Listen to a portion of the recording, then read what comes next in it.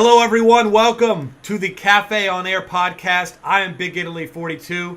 You know my co-host here, Spencer Limbach at Spencer_JL. Man, we got a nice little 6-game slate here. Hopefully, no more nonsense like we've seen recently, but we've just grown to expect it by this point. We were just talking for the show. Kevin Martin burned you, burned me, probably burned a lot of other people, and would have been nice to know that he had an injury before the game.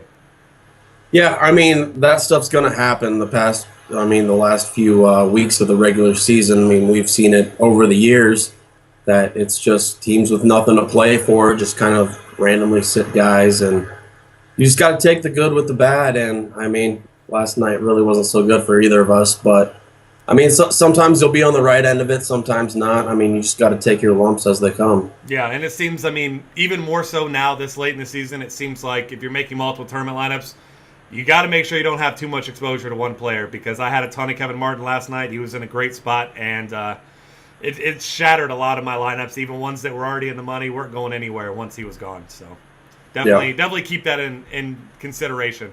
Going to run down the Vegas odds for you here real quick. Toronto at Detroit. Toronto 2.5-point favorite, 201-point total. Lakers at OKC, 211-point total. OKC favored by 10.5. No surprise there. Milwaukee and Miami, 192-point total, the one ugly game on the slate, a pick'em. San Antonio, 3.5-point favorite at Dallas, 206-point total. Philly at Sacramento, 206-point total, Sacramento by 8.5, or maybe it's just DeMarcus Cousins favored by 8.5.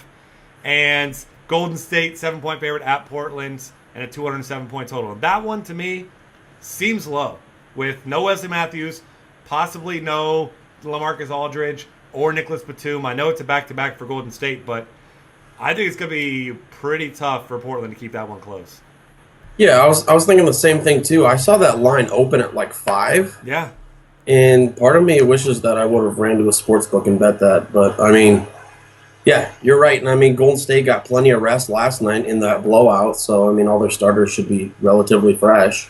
Yeah, and with Batum and Aldridge, I mean, they're both listed as doubtful now, so it's not a questionable thing where they might play. It doesn't look like either will play, so I don't know. We'll get to that here in a few minutes. But speaking of that game, point guard, I'm not going to start with Russell Westbrook now that I already said his name anyway. We're going to start talking about Damian Lillard. Obviously, already taken on a little bit more responsibility with Wesley Matthews out. Now, Batum and Aldridge, the only other two consistent scorers on the team, gone.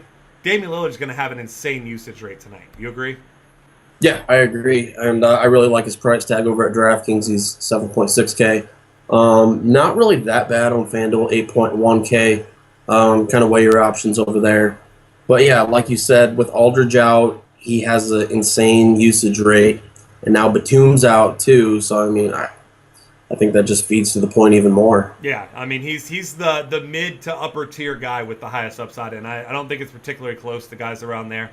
Reggie Jackson, $7,600 on FanDuel and $75 on DraftKings, has similar upside if Greg Monroe sits out, but seems that he'll probably be the popular play once again, and rightfully so, especially if Greg Monroe goes out. So I think that Lillard makes for a really nice swerve there. Yeah, and I don't even know if it's a swerve. I mean, if you look at the recent production, yeah, Reggie Jackson is your guy, but I mean, in terms of raw projections, I think it's pretty similar tonight. And yeah, Lillard will probably have a lower ownership percentage. I mean, like we've said on this podcast, people love looking at the game logs and taking comfort in that. So, I mean, you could see Reggie Jackson having a higher ownership percentage just based off that. Yeah, and I hope that that's the case, because I will absolutely be playing Lillard over Jackson, especially DraftKings where they're almost identically priced. So I think that's the way to go. Russell Westbrook, of course, facing the Lakers. Now Jeremy Lin back in the starting lineup. We know what type of defender he is, and that's obviously a joke because he's not a defender. He just kind of stands there and just waits for his turn to shoot. So Russell Westbrook is going to feast again tonight like he does. And once again, I mean, it's one of those tough situations, but on a short slate, I think there are other options, but I'm going to be getting quite a bit of Russell Westbrook tonight. I will in tournaments. I don't know if I am in cash games, and I'm not sure yet if that's a mistake or not. It really depends on what value opens up and how lineup configuration looks. I guess there are cheap plays, as we'll get into, with the void that Batum and Aldridge leave with the Blazers. So, yeah, I mean, if you can fit him in, obviously this is a great matchup. You're a little bit worried about the blowout factor. Oklahoma City at home, 10-point favorites. But, I mean, as we've said before, if it's a blowout, it's probably because Russell Westbrook went for 30, 10, and 10. Yeah, exactly. And obviously one other OKC player we're going to talk about. We'll get to that later on. Elsewhere at point guard, though, you've got Steph Curry. Yeah, he rested last night. Vegas says this game's going to be close. You and I disagree. I mean, it remains to be seen, but at the same time, Klay Thompson back now. Curry's probably not going to need to do much for him to win here. So, I mean, he's a few tournament lineups at best for me tonight. Yeah, I think he's a fringe play, kind of like you said. Yeah, completely agree. Moving down a little bit further, we've got a couple other guys. You could consider Jeremy Lin against Russell Westbrook. I'm not a fan. If Russell Westbrook is still head and shoulders 10 to 50 million times better than Jeremy Lin, you could target that in a tournament if you want. Not a route that I'm taking. I would prefer going with a guy like Tony Parker against Dallas or even Ish Smith against Sacramento, both with better matchups and, both closer games as well. Yeah, I agree with that. I basically wrote up Jeremy Lin as a tournament option, especially on DraftKings. Price tag is 4.8K compared to 5.5 on FanDuel. Risk reward play there because, I mean, Oklahoma City's not that great against point guards. So you can look at it that way. But Ish Smith, in my mind, is the cash game spinoff from that. I mean, he's a guy who doesn't see a lot of minutes. But, he's very solid, very efficient with his time, so he could get you the 25 fantasy points you need from someone from that salary level. Yeah, because he definitely seems to be picking up some more minutes from Isaiah Kanan, who's in a void for me at this point. So I think that pretty much wraps up point guard. Some decent options there, but some risky options as well. So moving on to shooting guard, you've got your top option who was on fire, kind of cooling off here a little bit. Dwyane Wade, last 2 games, under 30 points, kind of trailing off there. We saw him go up, up, up, up. Now it's kind of the bottom part of the roller coaster ride. Is Wade still playable for you tonight in this slow pace against Milwaukee at 7.9K? No, I really don't like it. And especially considering that Giannis may go up against him, and that really hurts Wade, trying to shoot over that wingspan. And, we kind of mentioned it before. I think Miami was playing Denver last week, and we're like, yeah, I mean, he's going to regress at some point. His minutes are down in the low 30s and sometimes like right at 30. So we said there will be a point in time when Wade starts to come back down to earth, and we're seeing that now. Yeah. I think fatigue plays into that too because, I mean, he just can't carry the team like that, at his age, at his condition anymore. Yeah. So, yeah, he's off the radar to me. I'd rather spin down to DeMar DeRozan if I'm going in that upper tier for shooting guards, especially if Kyle Lowry's out. I think he's playable either way. It's a pretty decent matchup and close game. And the Raptors have a little motivation going. They can clinch a playoff seed if they win. So I really like the set for DeRozan tonight. Yeah, and I completely agree there. I mean, DeMar DeRozan in a good spot either way, but obviously, more upside if Lowry sits out, maybe a couple extra assists for him. We know sometimes scoring dependent, but the way he's playing right now, I don't really see any reason, even if Lowry plays, to stay away from him. So I'm with you there. DeRozan seems like the play at top there. Also, you already mentioned Giannis Antetokounmpo, the alphabet. He's playing great basketball right now. 38, 39, 45, 34 his last 4 games. You mentioned he's going to be going against Dwyane Wade, who, as we know, not the defender he once was. So you can get him at 7,500 at small forward on FanDuel, 7,100 on DraftKings at shooting guard on small forward on DraftKings. So I like him as well. Yeah, I like him probably more for tournaments. I'd say DeRozan's the cash game pick if you're going in that range.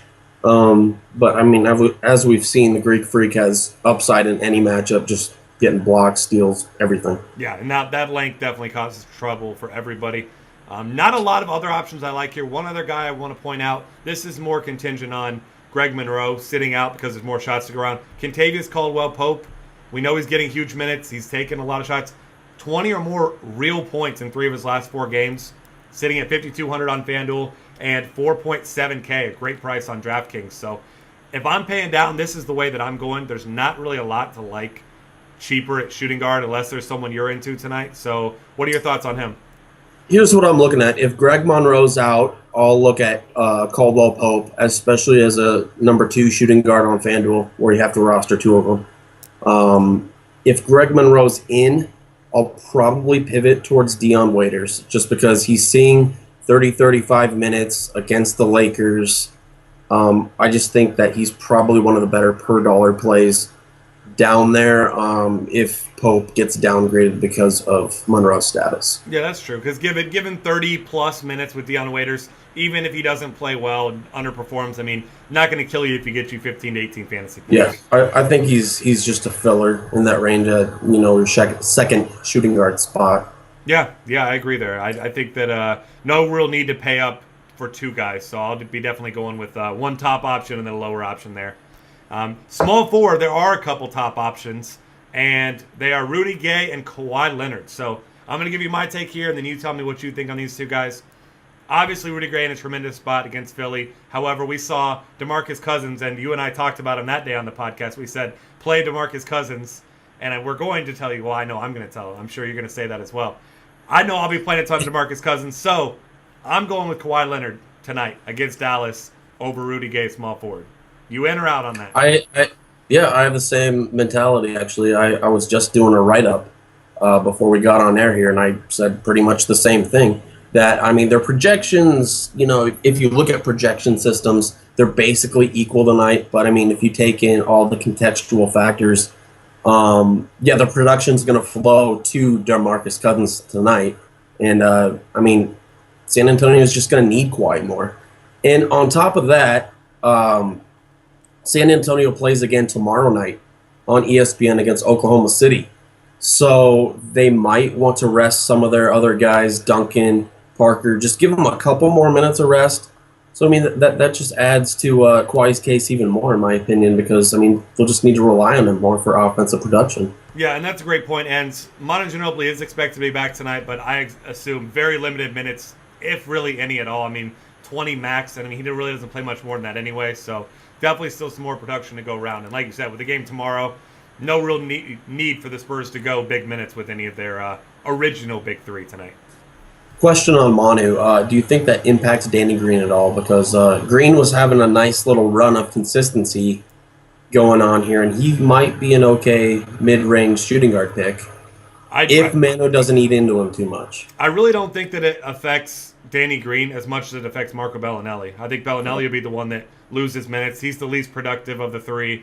And, Danny Green, kind of the do-it-all guy. He's out there for defense. He's a great shooter. So I really think – I actually wrote that up earlier in the minutes piece, that I think that Manu coming back is going to affect Marco quite a bit more. Maybe Green sees 2, 3, 4 less minutes, but should still be locked in at right around 30 or more.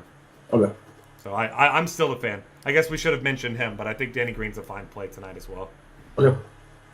Elsewhere at small forward, there's really not a lot that I like, honestly. There's a lot of risky guys right in the mid-range. The guy that I'm obviously looking at, a cheap play, Omri Caspi. Caspi, the friendly ghost. He's in the starting lineup now with Rudy Gay at the 4. Not a great point-per-minute guy, just under 0.8 points per minute since he's been over his last 4 games. He's been getting more minutes.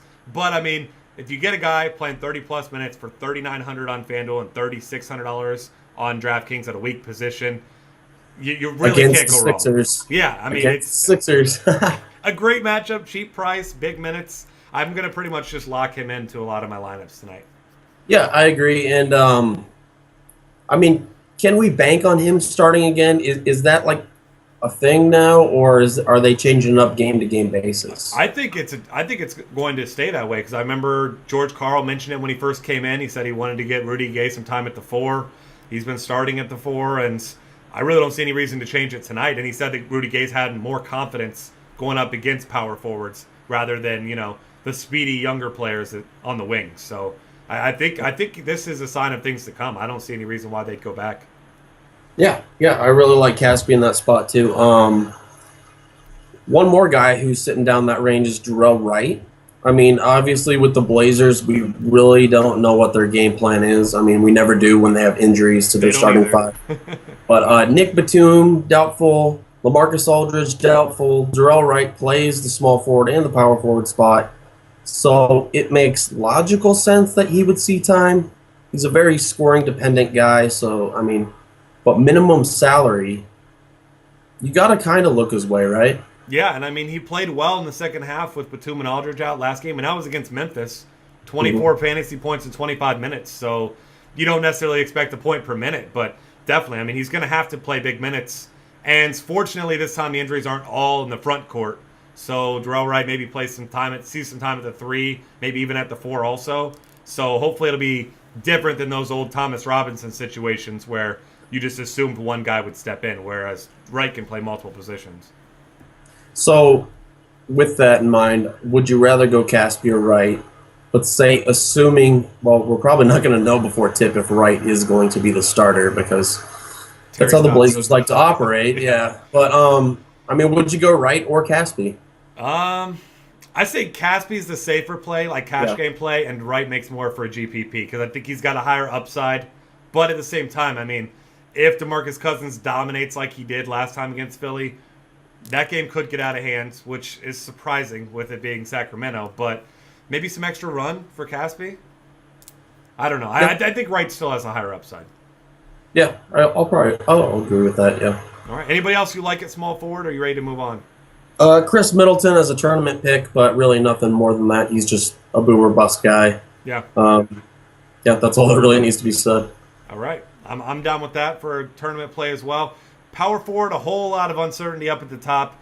LaMarcus Aldridge, we mentioned, is doubtful. Obviously, that lends us to believe that he's not going to play. I'm almost certain that he won't. Greg Monroe, questionable. They had originally said this was when he was going to return. Nothing set in stone yet, so monitor that situation. But I don't think I'll be playing him even if he does play. Serge Ibaka, obviously, out. The real top option here that I'm seeing is Nerlens Noel, $7,600. Playing great basketball. Obviously going to have a tough matchup tonight, but he fared pretty damn well against Cousins last time out. 28 minutes, 39 fantasy points. So, you know, I mean, Noel's been doing it all. He doesn't have to score. He doesn't have to rebound, but he just fills up the stat sheet. So I think he makes for a great play. Yeah, I like him, and it makes it an easier pick if Monroe's out and Aldridge are out because, I mean, there really isn't anyone else up in that range. I mean, you could look towards Tim Duncan, but as we said, we don't know if the Spurs are going to try and limit his minutes a little bit. I mean, you never really know. But yeah, I like Noel tonight. There's some concern with foul trouble going up against Cousins. Do you know if Noel's been playing the center primarily or the power forward spot? Or, I mean, do you have any clue of where they're going to sit him tonight? Is he going to be up against Cousins or? I believe he's been playing mostly at the 5. Okay. So I think he sees some time at the 4, but I mean Henry Sims was originally the 5, and he hasn't even been hardly seeing the floor. So if I'm not mistaken, it's been mostly Noel at the 4.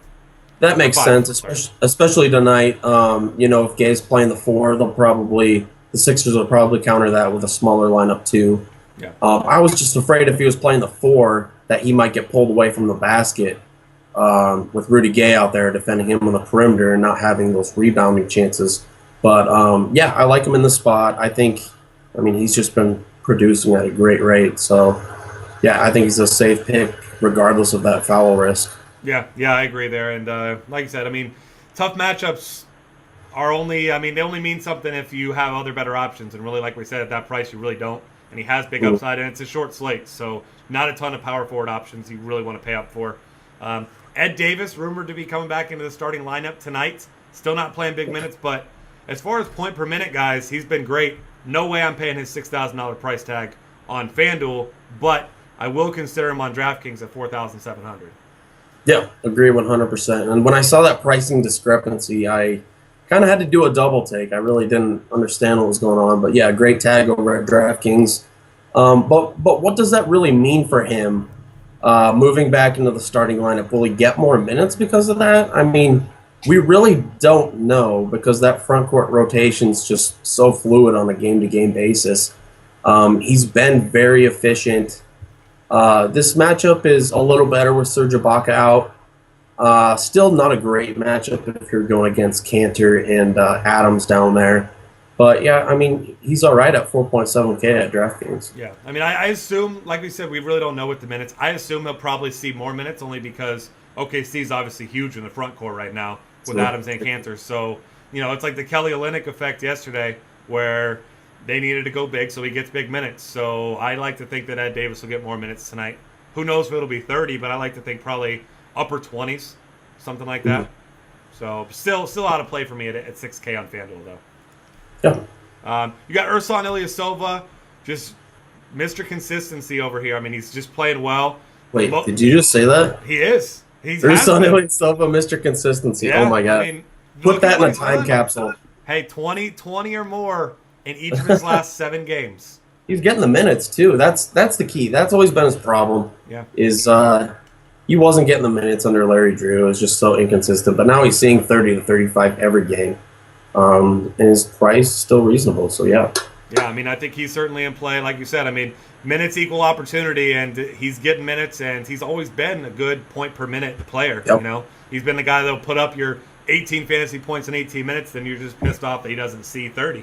So now that he's seeing 30s, I mean, and we've been talking about the Miami front court, and I mean, obviously it's on Whiteside at the 5, but who's playing at the 4? I mean, you really don't have a true power forward on that team. It's, outside of Adonis Haslam, who is about 65 years old and incapable of defending even probably you or me right now. So I think Ersan's in a really good spot tonight.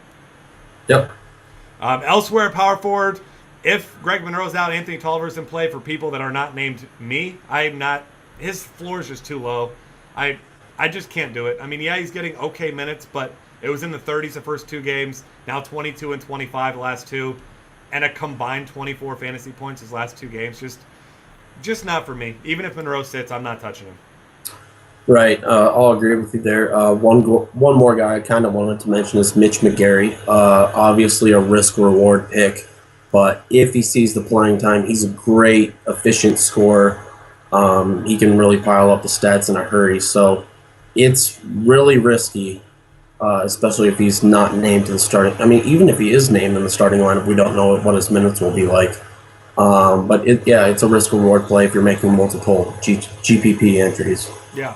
One other cheap guy I want to mention here is Boris Diaw. Once again, the Spurs side, we're talking about how they're going to be starting to limit some minutes. They haven't done it recently, surprisingly. One of the few contending teams that hasn't been resting players, even though they're the ones known for it over the course of the last few seasons. But Boris Diaw playing well off the bench. I mean, he's playing 22 or more minutes each of his last 6 games. Doesn't have a huge upside, but at $4,000, and I believe he's $3,700 on DraftKings, I mean, he makes for a fine filler right there if you don't have any other options at that price. Right. All right, moving on to center. It pretty much begins and ends with 2 guys for me. There's a couple other guys in play, but I'm going to be doing whatever I can to get either DeMarcus Cousins or Enes Kanter into all of my lineups. Agree or disagree? Do both on DraftKings. Yes. Put one in utility spot. Like, seriously. That's pretty much where I started this morning. I put Cousins in the center spot and Kanter in the utility, or other way around, actually. But, I think that's a great way to build your lineup. And I want to lean Kanter in at FanDuel for cash gains, just because lower price point, he can probably beat out the price a little better. If things go wrong, it doesn't burn you as bad as if you have Cousins. But yeah, I'll definitely have some of both on FanDuel as well. Yeah, and I mean, we saw it last time. Nobody can touch DeMarcus Cousins down low for Philly, despite Nerlens Noel being a solid defender. I mean, it was embarrassing last time. So I'll ask you this. Over, under 50 total points, rebounds, and assists for DeMarcus Cousins. I know that's a very high number. Fantasy points or just raw? Points, rebounds, and assists. So just raw number. I know 50's high. Man, I'll take a little bit under. Yeah.